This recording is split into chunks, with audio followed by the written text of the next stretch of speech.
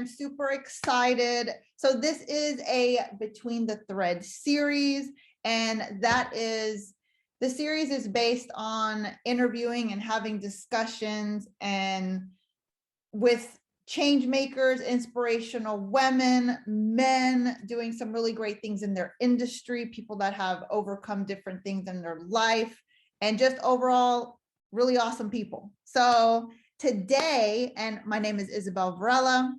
Today we're going to be interviewing Kaitlin, or having a discussion with Kaitlin, and it's called Getting Intentional with Kaitlin and Isabel. So just a quick intro, because I'll let Kaitlin introduce herself a little bit more. But quick intro, my name is Isabel Varela. I'm a life coach, I'm a speaker and a sustainable artist. I teach women how to slow down their overspending, beat shopping addiction by growing more self-love, and to live more sustainably. And through my sustainable art and speaking, my teachings are expressed through those two avenues. And as a sustainable artist, I do a lot of engaging with the community. So I do a lot of sustainable activations, because I believe that every single person can make a difference. And you can watch more of my story through on YouTube. It's called Fashion Addict. But without further ado, Kaitlin, let's hear a little bit more about who you are and your background. Yes. Well, first off, I want to say thank you so much for having me here after that intro into what the series is. I am especially honored to be a part of it. So hi, everyone. Thank you for being here. I am Kaitlin of Windy City Thrifter on Instagram, Facebook, and TikTok. And I work in this space as an eco-stylist. So as an eco-stylist, I help my clients build a more sustainable and budget-friendly wardrobe by helping them cultivate a secondhand closet or helping them remix their existing closet. And that definitely goes into the intentional shopping that we'll be talking about a little bit later. And yes, I hail from New York, upstate New York, and I've been here in Chicago for 10 years, and it's a wonderful city, and I love it here. Thank you so much, and welcome. So let's get started. So the best question, what prompted you to get into this line of work, sustainable fashion, and everything that you're doing now? Yes. So my love of fashion started at a very young age. And my first experience with secondhand clothing was actually from hand-me-downs from my great-grandmother all the way down to my aunts. And so I built a relationship with my wardrobe because I was getting pieces from women who I loved dearly. I had the privilege of having beautiful vintage pieces from my great grandmother and grandmother. And so while I'd always had a love for fashion, I had built a relationship with the pieces in my closet. And so, you know, when I moved to Chicago, I had more accessibility to thrift stores. And so my love for secondhand really exploded when I moved out here to Chicago. And I really, being able to express myself with secondhand clothing and being able to truly self-express through my clothing, because I wasn't focusing on what stores were showing me. I was focusing on my own style and aesthetic. I was able to really flourish in my style, and I wanted to share that with others. And so that's really where the eco styling was born from. So great. Oh, let me admit somebody in just a second. Oh yes. Oh, exciting. All right. So it's really great, right? By a raise of hands, who loves some really awesome vintage pieces, some thrift store pieces? I'm going to raise both of my hands. Who? Yes. And what's really great is it is very sustainable. It's circular. And then it also, the interesting thing we forget too is those pieces were really made well, right? Oh, hold on. hold on just a second. See, there we go with the technology. Let me click some buttons real quick. Okay. Yeah, and that's a really great thing because one, we get to appreciate that type of work depending on what year they're made of. And I love like the 20s, then the 40s. Oh my God. There's a lot of tailoring in the 40s, so it's really nice. But yeah, it's really great to see that there's still that quality that you can still find in those pieces of clothing. And those are the ones you want to hold on to. So when we talk about relationship with clothes, because that's something we all have, because hello, what's the one thing we all have in common today? We're all wearing clothes. I don't see any nudists out there today, but we're all wearing clothing. And so Kaitlin, can you share a little bit about how your relationship with fashion was, I guess, throughout your life? Yeah.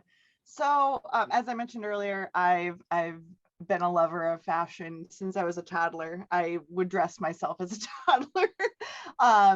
And so I think, you know, when I was a kid, obviously, it's the purest form of self-expression when you're a child. You don't have those outside factors. So I felt very free as a child in my clothing. And I definitely, where I went to school, you know, the popular kids all wore similar things, and I was outside of that. So, you know, even some of my friends growing up would be like, you know, you have very interesting style, which wasn't meant to be a compliment, but to me as an adult looking back, I'm like, I was just too cool. But you know, high school, middle school, you have society and your peers telling you have to look a certain way.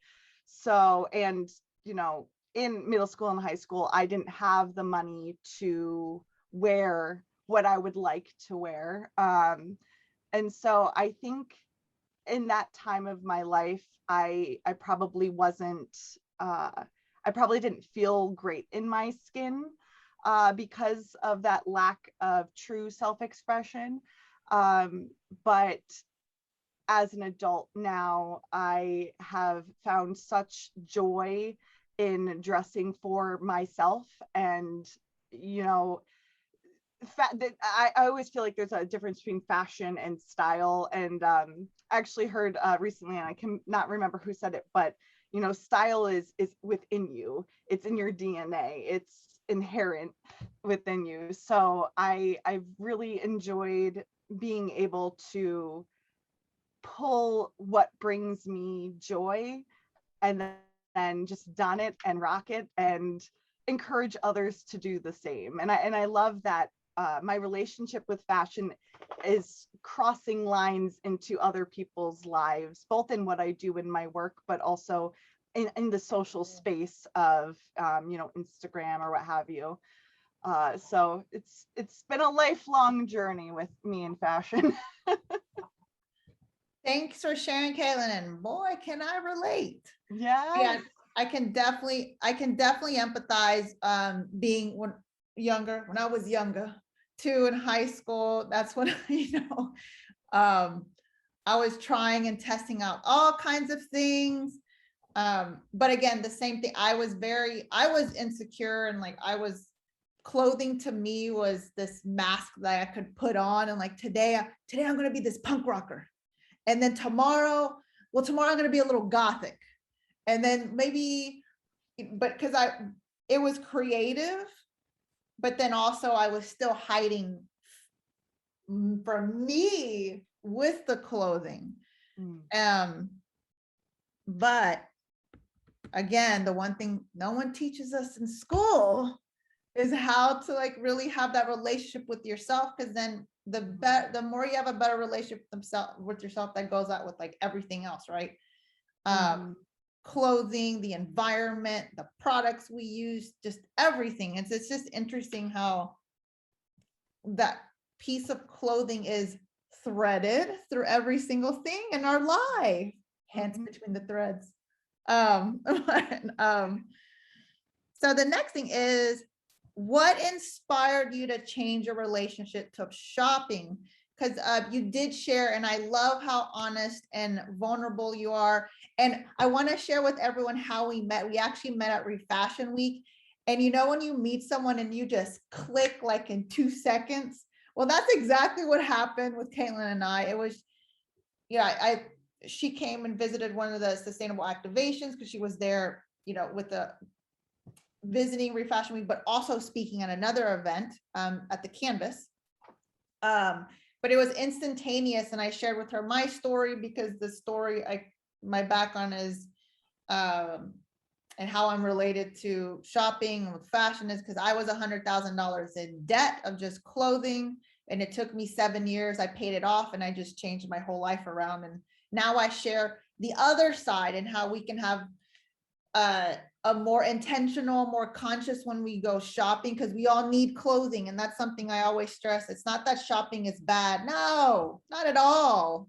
It's the intention of why you're shopping and how, you know, just being more conscious. So I just wanted to share how we met, because it's one of those things you instantly just connect. And she also shared her story with shopping as well. And I was like, oh my God, like forever friends. Right. It was like instantaneous. But yeah, so I want, and you also just did a reel that was really honest, talking about, I believe it was in 2020 in Chicago. So I was like, what inspired you to change your relationship? Yeah. So I used to work downtown as a nanny, and after work, I would hit the clearance racks at all of the shops down on State Street. And that started the snowball of the debt that I accrued. And I even actually remember when I was in high school, after I had, with my own money, purchased an outfit.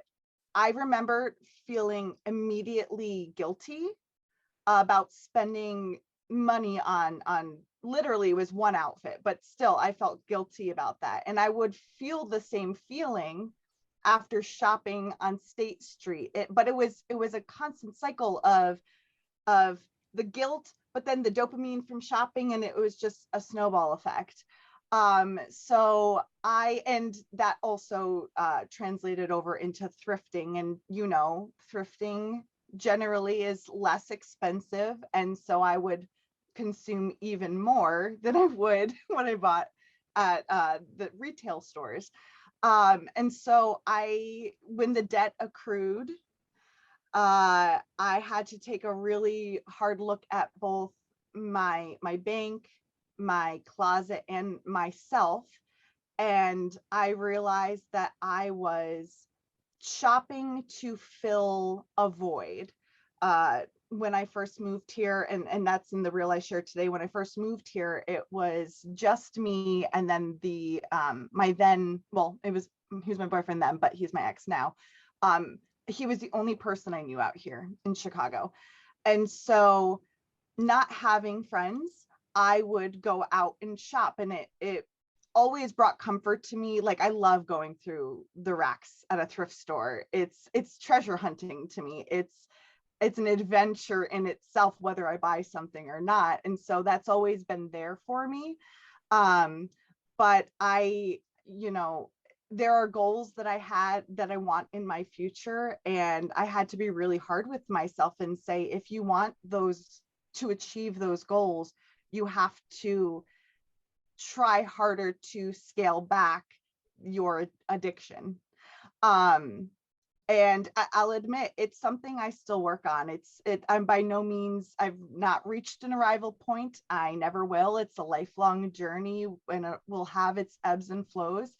But just knowing that, in addition to my own well-being, knowing that my procuring so much and consuming so much was also hurting the earth, because I would buy and then donate. And so in that reel, I also talked about wanting to be more intentional with decluttering as well. So there's so many sides that I had to look at when it came to the life of clothing within my life.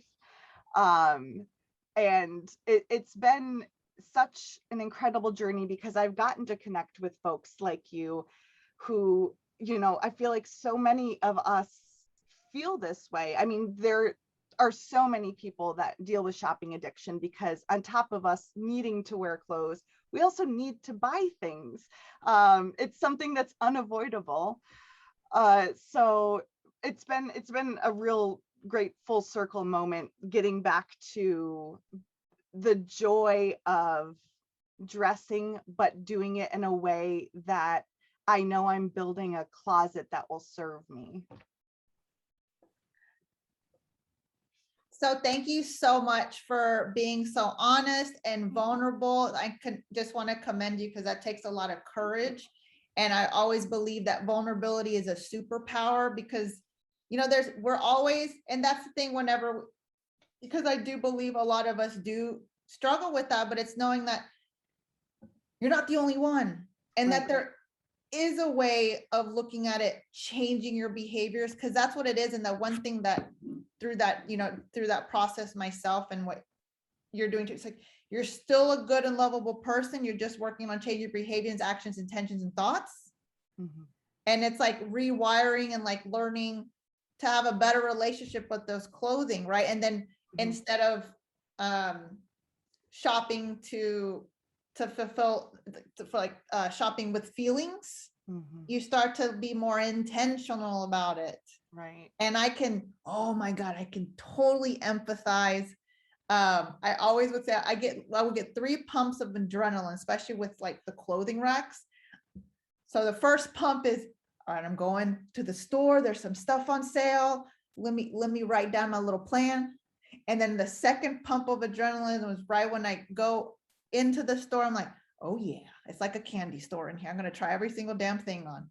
And, you know, back then I was probably doing a little bit more weight. So it's like, I got to get ready because I got to put all the clothes on both of these hands so I can carry all those pieces to the dressing room. It was like this game in my head, but it's like this reward. And I would find all these pieces and I'm thinking, I get the third pump of adrenaline in the dressing room. And then I'm like, oh, damn, how am I going to pay for this? Right. Dang, then reality hits. Right. And I have to, man, but I really want these pieces. But the thing is, we need clothing. We do. And it's just, again, it's a better intention. And then replacing and being aware is the most important thing, right?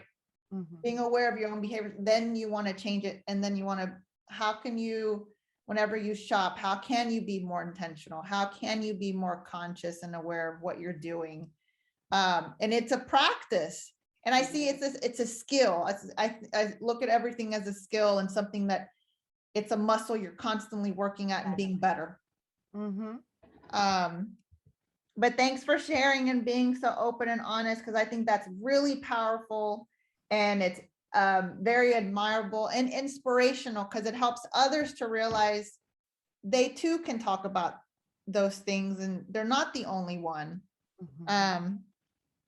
So speaking of intentional shopping, how do you describe, let's talk about intentional shopping, Kaitlin.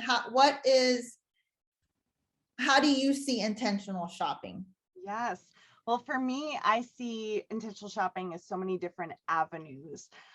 So the first one that comes to mind is voting with your dollar.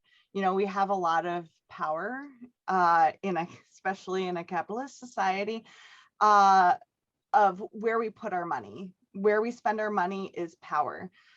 So I especially, and I come from a thrifting space, so I'm going to be talking about it in that capacity, but I love to thrift in places that have a mission, that support community organizations, where I know that the money, not only, I'm getting a great piece, but it is going to help people. So that's how that's one way I like to intentionally shop. I also see it as buying pieces that can span seasons, pieces that you can wear all year long, because there are plenty out there. There are plenty pieces that you can layer and wear all year long. I think, for me growing up, you had your winter clothes, you put those away, bring out the summer clothes, but I wear, except for, my heaviest sweaters, I wear most of my pieces all year round. And so there's so much potential in that. I also see it as investing in your wardrobe. I think as a society, we're almost like on a hamster wheel. We're go, go, go. And that can translate to how we operate within our closet. So I definitely, in my journey, have found that slowing down and considering the pieces before I bring them in as an investment, whether or not it's expensive or not, taking that time to really consider it and consider how it can serve you is an investment into your wardrobe. And then getting to know both you and your style, as well as your existing closet.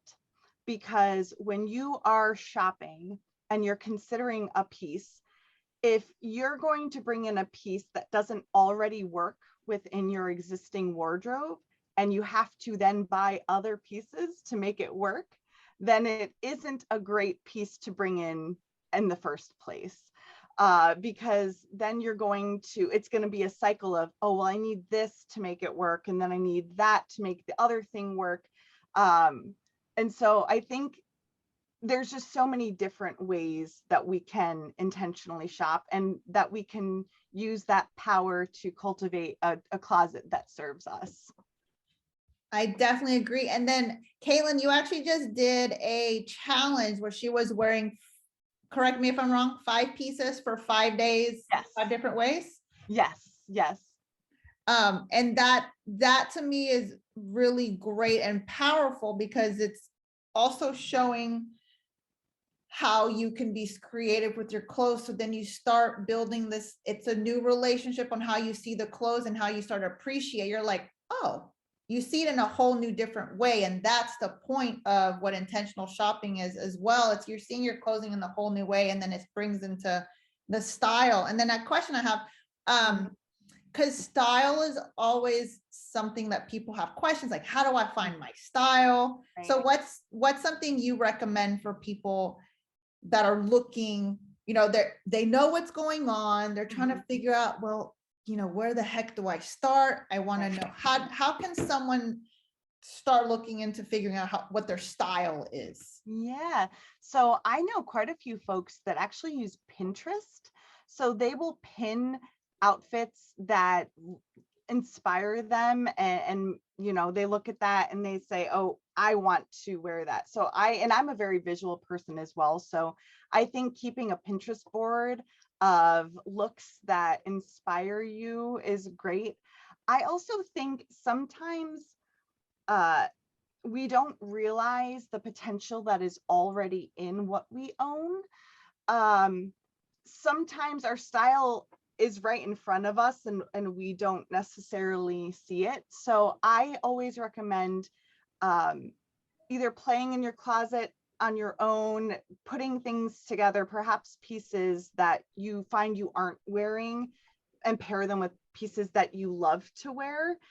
And just playing around, or even getting an outside eye. I mean, that's part of what I do with my eco styling is my remix sessions. I go into someone's wardrobe and then I create whole new looks, and keeping in mind the style that they are going for.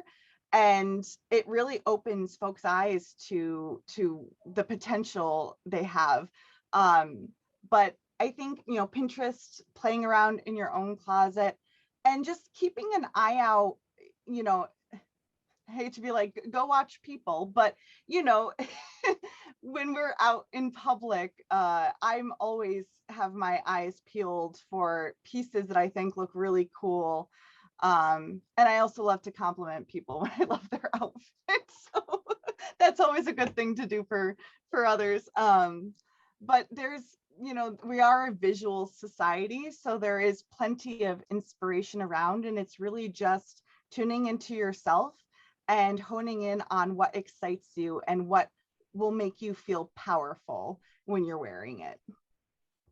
But thanks for sharing. I think those are really helpful, because that's with styling, it's something that you start, it's like understanding yourself, which goes to the more you get to learn and get to know yourself, you start finding the things that really work for you. And that's, and they're for you, right? Because I used to have clients, and I've been a tailor for, I don't know, for 1,000 years now, but, Great skill.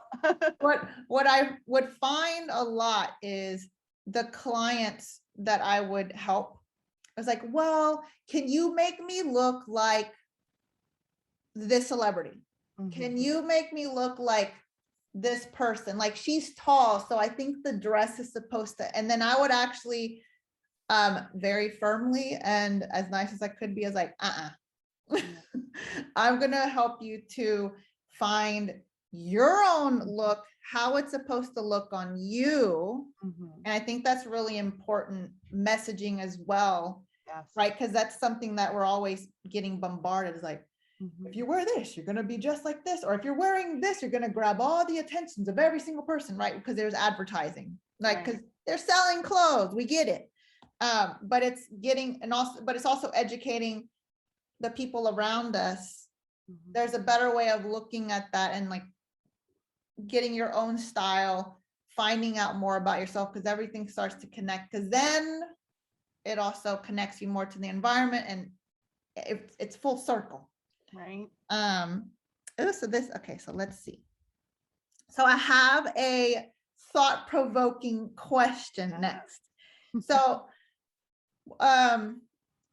talking about overspending and shopaholism. So I didn't know this fact, but there's over, Mac, correct me if I'm wrong, 20 million people that are shopaholics around the US.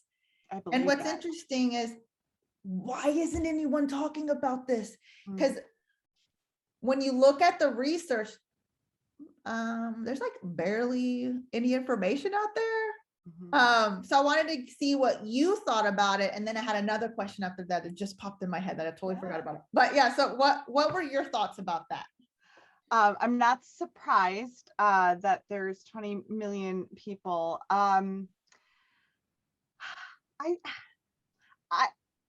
I know why I didn't talk about it for so long, and I guess that's really the only experience I can speak to, but I was ashamed of myself.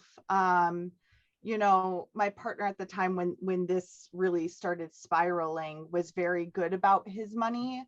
And, you know, I don't come from a great financial background. And so my relationship with money was really at the forefront of it. You know, they say when you don't have a good relationship with money, you give it away, you get rid of it. And so there was a lot of shame and guilt attached to that. Oh, sorry. Oh, my dog's in the background. Sorry. Oh, that's okay.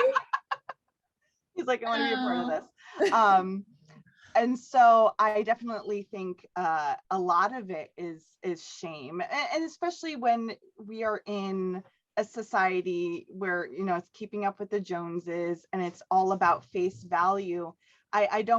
I believe that so many people are also ashamed and don't want to talk about, you know, the debt they've accrued, or, you know, the possible hoarding situation they may be in. And so, yeah, it breaks my heart though, because, you know, the more we can talk about it, the more we can share our experiences communally. I think the more, you know, that eradicates the shame, and then we can move forward and start healing, you know?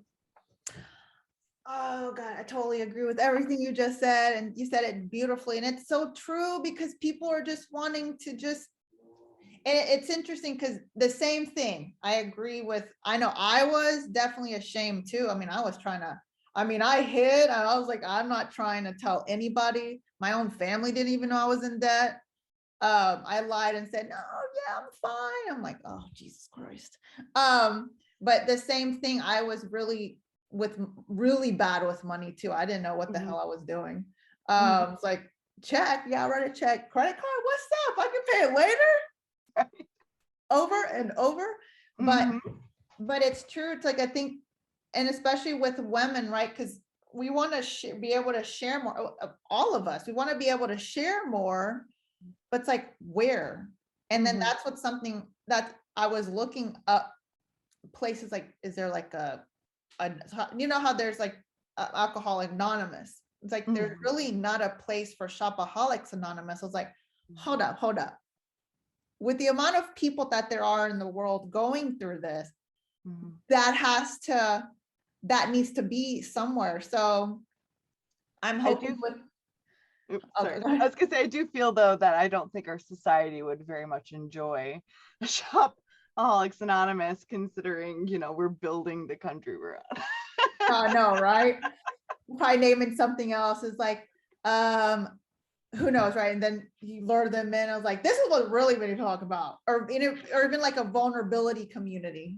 Just talk about everything and anything, right? Because everything is connected. Because if it's not shopping, then it's connected to finances. It's connected to how to feel with yourself. It's connected to relationships with others. It's like relationships with the environment, everything, all kinds of life areas. But I have another question. Oh, that's what it was. Retail therapy. What are your thoughts on retail therapy? I used to do it, that's for sure, because I would connect shopping with my feelings and filling the voids. My thoughts on it, you know, I come from a space of never wanting to shame anyone for whatever they need to do to feel better, because we're all on our own individual journeys, and that looks different for everyone. For me, though, I know that I had to completely eradicate that term from my mind palace, because attaching something like shopping to the idea of therapy for me was part of why I gave myself the permission to overspend. So for me, I had to completely cut that out. I don't call it retail therapy. But yeah, it's, you know, I know for some people that is what they have access to when it comes to feeling better. So it's a really nuanced topic, and I will never shame anyone who uses retail as therapy. Definitely agree with you as well. I also had to take that out of my vocabulary and like thought process. And I think it was oh, shoot. I took a picture of it, but there was like in front of a shoe store saying, all you need are some shoes. Ask your retail therapist. I was like, oh, what the? Oh no. Oh, they know how to get us. Oh, no, they do. They know exactly like what we're feeling, what's going on. And I'm gonna say this, so then you'll buy something. Can you talk more about the idea you mentioned that if you have an unhealthy relationship with money, you give it away? Yeah, so there was an episode of, and I don't know if the podcast is still producing episodes, but it was an episode of Gaudy Positive, and they were talking about money. And I remember Kat was talking about, you know, not coming from a good financial background, and, you know, as an adult, she would get money and then spend it. And that was definitely my issue. And especially too, because, you know, when I finally got my own money, what I love is clothing. So of course I'm going to spend all of my money on clothing, you know? And so I had to reframe my relationship with money, and especially with the goals that I have, you know, deciding that my money, I'm going to allocate it towards a long-term goal, as opposed to the instant gratification of a clothing piece that I might donate, you know, in 2 weeks time. So yeah, so that was, and when I heard that podcast episode, it really opened my eyes because I never thought about money in that way. Um, and so yeah, now I want to re-listen to the episode. It's been a couple of years. Yeah, and it's good to be aware of that too. And it's kind of like the universe always gives us like signs of like, oh, okay, let me look at that too. But I agree with that. Oh, I was every single paycheck, and actually I would be in debt to my paycheck because I would already have clothes on hold at whatever retail store I would be at working, or at the stores I like to shop. And I was like, oh yeah, could you put that on hold? It's like, oh, well, we can only hold it, for like this long. It's like, I'll be back tomorrow. I get paid tomorrow. And then there goes. Right. There goes. And then I would, overspend and then be like, oh, well, let me just put it on my credit card. Can you split through these 4 credit cards, please? I just want to make sure I can divvy it up correctly. And the one thing that I think it's a constant thing too is changing your attitude from, because spending, right, it feels good, but how about saving feels better than spending? Right. Because it's true, just like you're saying, you want to invest in something. And then the other thing I saw was you can buy $300 Gucci shoes, and it depreciates after time, right? That's it. Like, I mean, it just doesn't grow. Right. Or you put $300 in like a mutual fund or in a company that you really believe in, and then it keeps growing, or even in a high yield savings account. Right. Right. So we're at 8:45. So I wanted to open it up to everyone for some questions, some thoughts. Here, let me put it on gallery. I'm still learning all this situation here. You're doing a great job. Thanks. So yeah, I wanted to open it up to everyone here.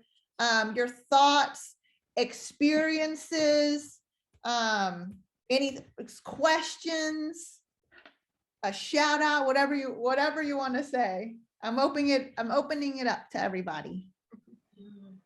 I don't know, I could start with something, right? Like, yeah, like it's just interesting, like talking about this, because I feel like our spending habits, especially when it gets to an unhealthy level, it's, it seems to be like a combination of like, the mindset that we were raised with, right? Like we're learning it from somebody in our family, whether it was like a grandma or a mom, right? A sister, an aunt, whatever, right? We're picking that habit up from somewhere. And then we're also kind of like encouraged by like, just like all the factors in play with like, advertisements, and everything like that. You know what I mean? They know how to like appeal to us in the right way so that we're kind of like developing this habit of like, yeah, like, I'm gonna go to this for like almost like a quick fix. You know what I mean? It does almost like get to that weird, like it kind of like a drug, you know what I mean? And it's interesting because like, as I'm trying to do all this like research for Isabel, right? Like try to find what's out there. It's crazy how like there is no one conclusion on like what it is, you know what I mean? Like, and there's so many different like names for like shopping addiction too. You have oniomania, you have compulsive buying disorder, you have like this and that, you know what I mean? And it just feels like there's no one answer, but there's a lot of things that I think that lead somebody to becoming like kind of vulnerable in developing that. And it is like, yeah, like you said, like kind of examining, what it is, you know what I mean? What's that void you're trying to fill, and everything like that, whether it's just like a lack of real like intimacy or relationships in your life, you know what I mean? Definitely the loneliness factor, I've been there too, you know what I mean? Or just kind of like, today was shit, I need to just buy something, keep my mind off of it. Oh, look, cute hat, you know what I mean? Distract myself for 5 seconds, you know what I mean? But it just builds up, you know what I mean? When it just starts out with like kind of silly stuff like that, but then it when you let it get out of hand, it's like, it's crazy. And like, I had like grandmas and aunts, that I had an aunt who died pretty much penniless because she just blew through all of her money towards the end, And she had this problem where she kept on like, calling up catalogs that she'd see like the commercials for, right? You know what I mean? And it's just, but it was one of those things where like, it was just so normalized. It's just like, oh, that's what just old ladies do. You know what I mean? But it's just like, that's a problem. No, that's something else. You know what I mean? It's not, you know what I mean? Mhm. So yeah, that was my ramble. Yeah, no, I loved it. I mean, it's so true. Like it's what we learn and it's passed on and it's fed by society and what they advertise to us. Oh yeah, and thanks for sharing. Thanks for sharing, Mac, and being open and honest too, because I can definitely empathize in those lonely days. The days I would always go shopping is when I get in a fight with a boyfriend or a friend, or just like when I felt unpretty, which was like damn all the time. So I was doing like Thursday, Friday, Saturday, Sunday. Okay, next week Thursday, Friday, Saturday, Sunday. I was like, oh my god. And what's interesting, speaking of, you're talking about your grandmother, your aunt. I actually learned and watched my mother do this, and it didn't click to me until, I mean, my in my 30s. I was like, oh my god. So what's interesting is my mom would actually just buy stuff from TV, QVC, and that's when there was a lot of magazines back then. Back then, geez, it wasn't that long ago. Sorry, but when it was Nordstrom, Land's End, what Chico's, all kinds of magazines, right? And I would just remember all these packages coming in, and I remember my dad would get upset. So then I actually did something, and I never did again. I think I shared it with Matt, right? Because I'm thinking, well, my dad's angry, he's working, my mom's a housewife taking care of all of us. And I was very young. And then I just remember she started hiding her packages in the closet or in the trunk of her car. And I just remember one day I went to pick up one of the packages from her closet, and I brought it out to the kitchen table, and I told my dad, Mama keeps buying packages and hiding. And they got in a huge fight. I never did it again. I got in some big ass trouble, people. But what's interesting is I learned that behavior, and I thought that was normal. And so I started doing it myself. And I was like, and then she would get upset at me because I started hiding packages, and then she would see me go to the car like 4 or 5 times. Like, all right, what are you doing? It's like, oh, I just got, a bag of things. But didn't you just bring in 3 other bags? No, that's like my homework or art I picked up on the street. So like, it's interesting how that was a learned behavior, but I thought that was okay. That was normal. And then the thing that I would also think with shopping too, and I've heard this from other people, and tell me if you guys, the shopping, I would do a lot of shopping with my mom. So that was kind of like the time where we could connect, but not really, because we really wouldn't talk. And I would go hide underneath the clothes, like the clothing racks, like a game. And then my mom would be out getting clothes. But I was like, oh man, all these things. But it's interesting because then you start to become aware and want to like do better for yourself. But just thought I'd share some insight because it didn't hit me till my 30s. But and then now it's realizing, oh, wait a minute, there's a better way.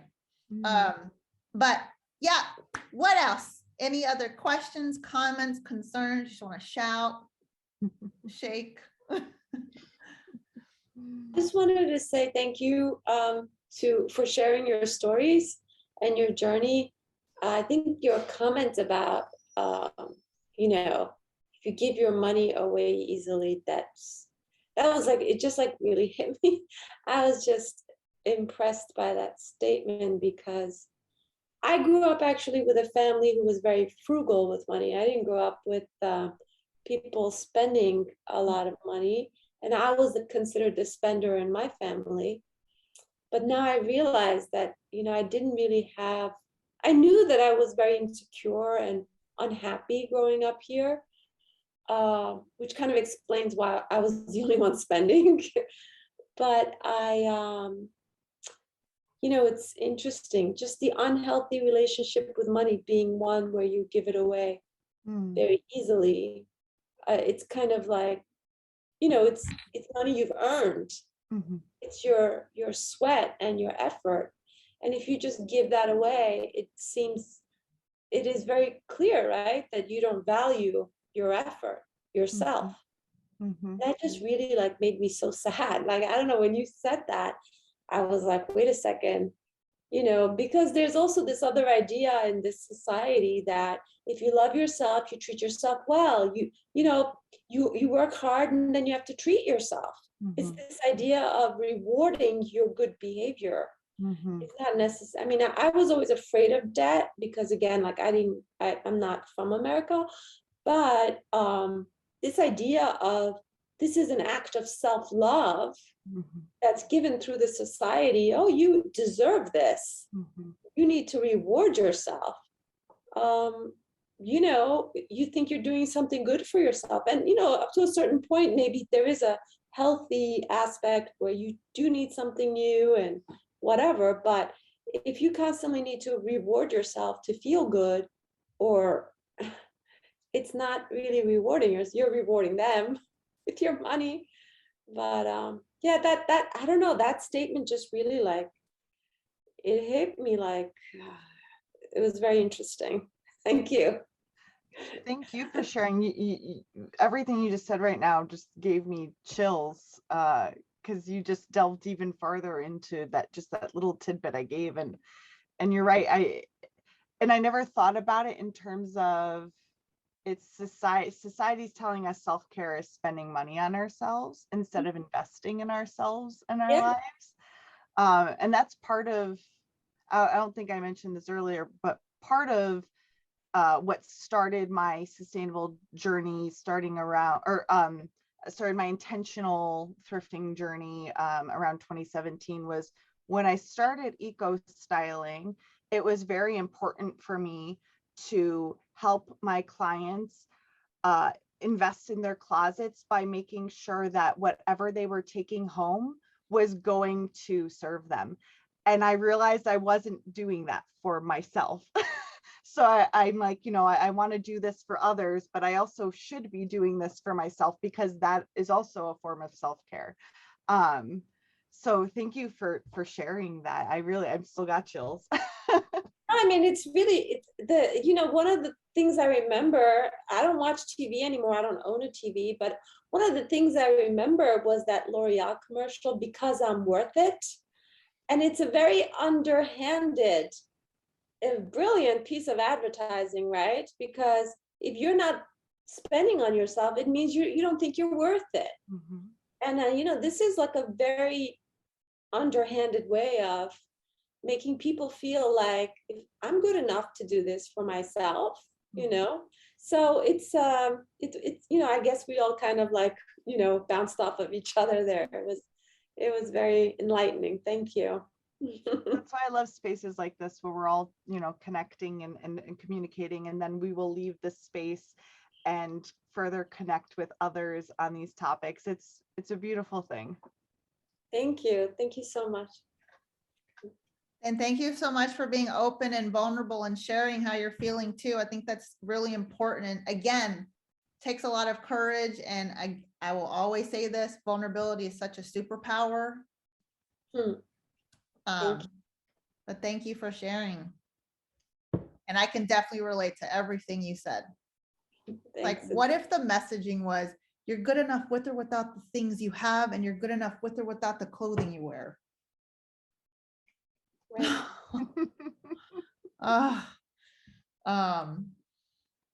Any other comments, questions, concerns?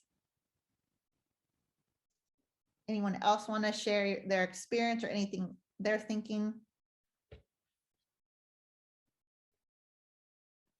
Don't be shy now. We're all friends here. I know. Let's see, are any questions? Let's see. So we have 5 minutes left. I do have one more question for Kaitlin. Oh, hold on. Let me What would be something you would recommend for someone starting on this journey, realizing what's going on, like being aware of like, oh, maybe I should look at what I'm doing, how I'm spending. I just asked you like 3 million questions, but what's something you would, what's something you would recommend to someone? Yeah. So unfortunately, I think I've got a few things I would recommend, but I don't think it's a bad thing, but I don't know if you were just looking for one. Oh yeah, no, all kinds. Yeah. Well, for someone who is starting on this journey of realizing that they want to be more intentional with anything they bring into their lives, because for me, it started with my wardrobe, but it has spanned every arena of my life. I'm intentional with how I spend my time, what groceries I buy, everything. So I think the number one piece of advice I would give to make this a sustainable journey is to give yourself grace.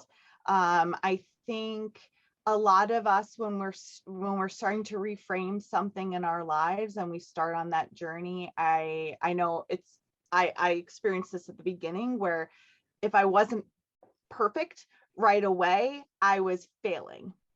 But especially when you're overcoming an addiction of any kind, it is important to give yourself grace so that you can continue on that journey towards progress, because progress over perfection. So that's my number one, because I want anyone who embarks on this journey to feel confident in continuing the journey. Something I actually said this at the panel at Refashion Week, where I also talked about intentional thrifting and consumption, that people really enjoyed growing up. Well, there's two things my mom told me growing up. I also came from, my family was very frugal with money. I am the spender in my family as well. My mom growing up would tell me, wanting keeps you wanting, which, my goodness, when I remembered that as an adult, I'm like, truer words were never spoken. Because when you want one thing, it's a snowball effect. And then my mom also told me, doubt means don't. And when I started embarking on this intentional journey, that one really hit home. And I actually tell my clients that too, when they're trying on the pieces, if you have just even the slightest bit of doubt while you're in that piece, if you don't feel amazing, don't get it, because it's not going to serve you or your closet. So I think just really being in tune with ourselves and in touch with ourselves when we are making these decisions, just listen to your intuition. If you're doubting it, don't do it. Thanks so much for sharing, Kaitlin. I hope this was helpful for everyone. If anyone has any other questions before we head out. Actually, I do have one question.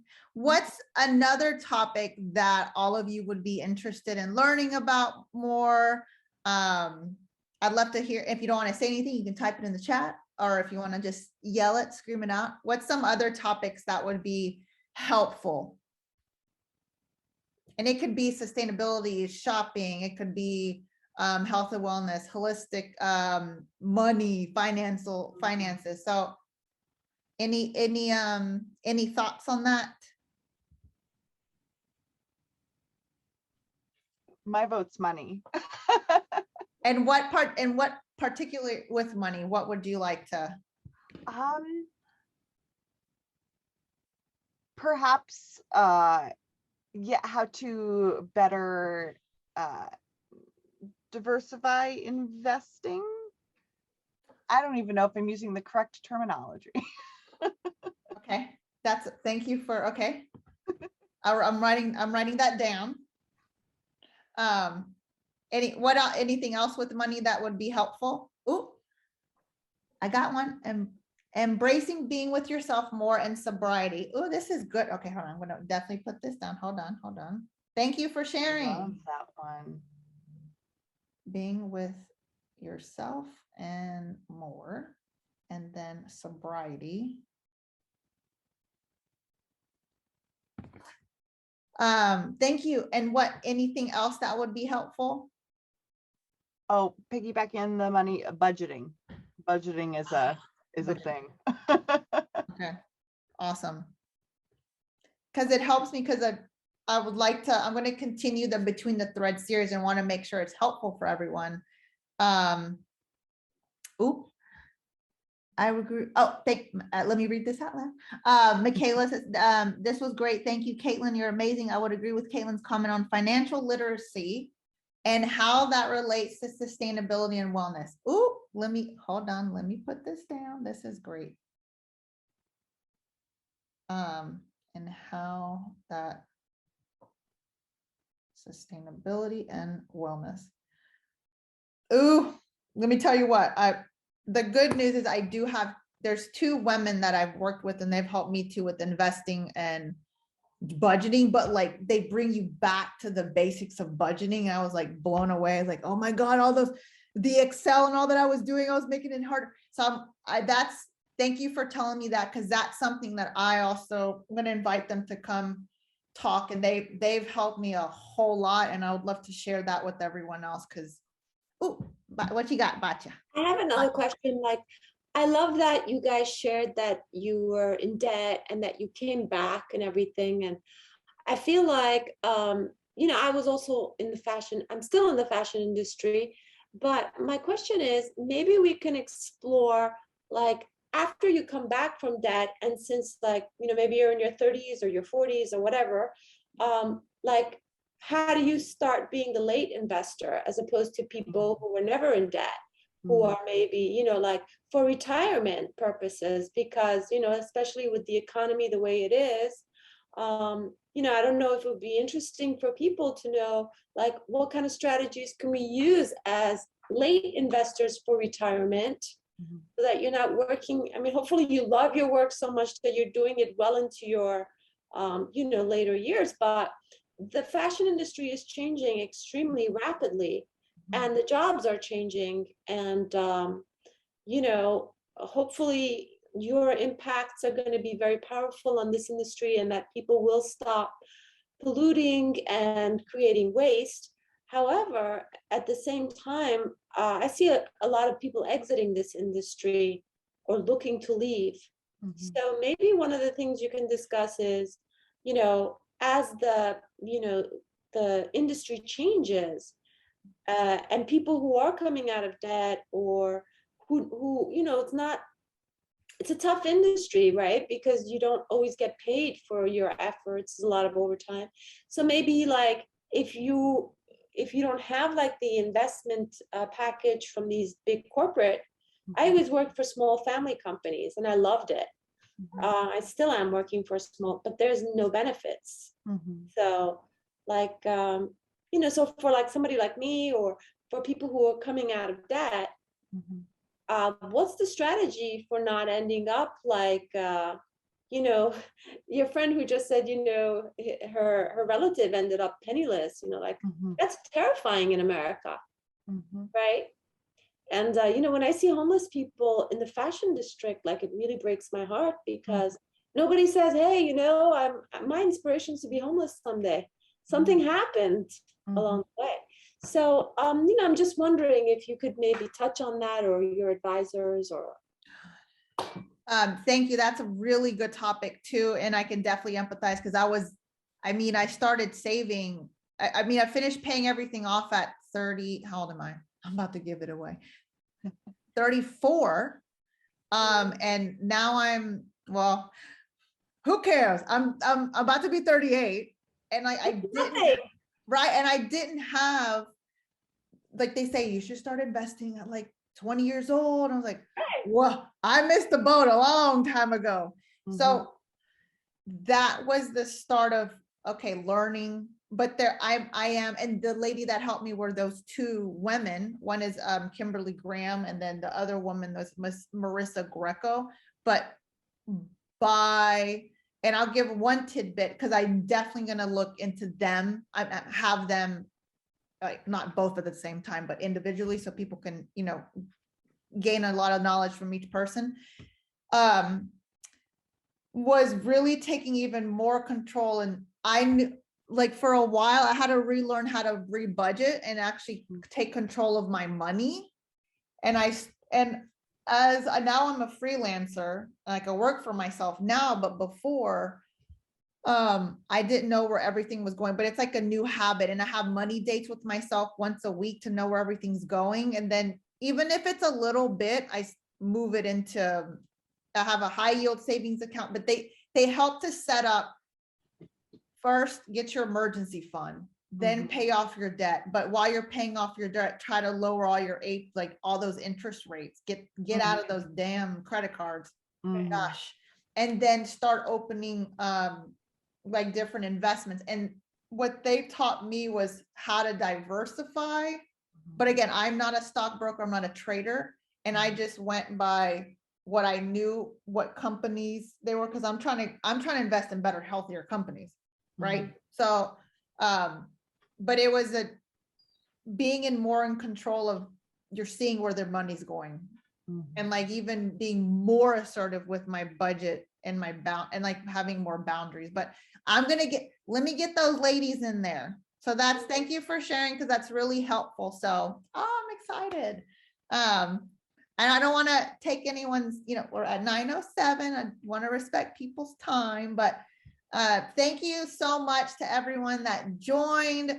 Thank you, Kaitlin, for sharing everything. And thank you for Mag Batya, Luz, Mr. Windy City Thrifter, Lisa, Michaela, and William. Thank you so much for being here and your support.